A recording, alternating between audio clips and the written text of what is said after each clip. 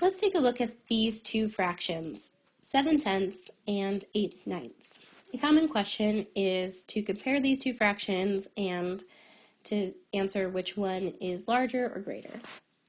I see this a lot in classrooms and in social media.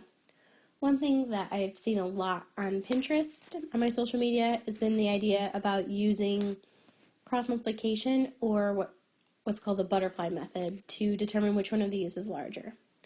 And what you'll see on Pinterest is it'll suggest that you do 10 times 8 and get 80. And then do 7 times 9 and get 63. And then it'll say, well, since 80 is larger than 63, 8/9 must be larger. And this can be very cute because you can imagine this as a butterfly. What is problematic about this? Well, there's, I'm sure, more than one reason why this is problematic. But the first that I'll talk about is this idea of procedures without meaning. Is if I'm doing this procedure, like, why am I doing this? Like, why am I multiplying 10 times 8? What does 10 times 8 mean? Why am I doing 7 times 9? What does that mean?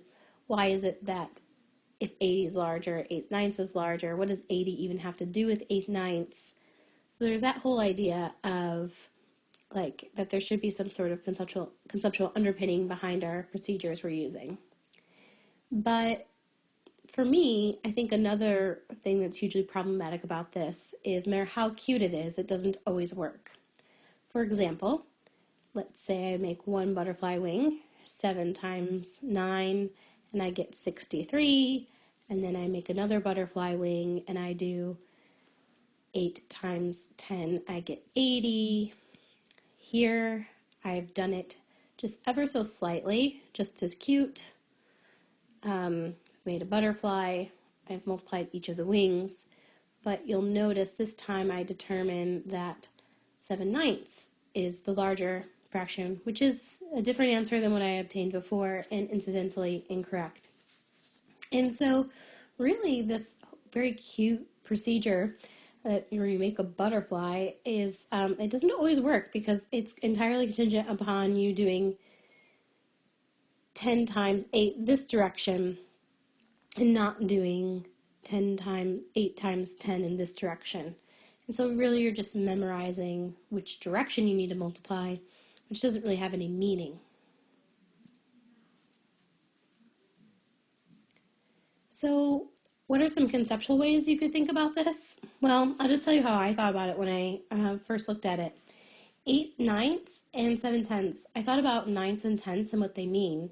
And I know that 9ths are larger pieces than 10ths. Why do I know that? Well, if I'm thinking about comparing the same size whole, and I divide something up into 9 pieces, and I divide something else up into 10 pieces, because I'm splitting my same size whole up into less pieces, those pieces will be larger. So I know 9ths are larger. In addition to knowing that 9ths are larger, I can see with my fraction 8/9, I'm having 8 parts of those 9 whole, and then on my 7/10, I'm having 7 parts of the 10 pieces. So I have more pieces with the 8/9, but the more pieces alone isn't justification, but I have more larger pieces, and that's how I can determine that 8/9 is indeed the larger number.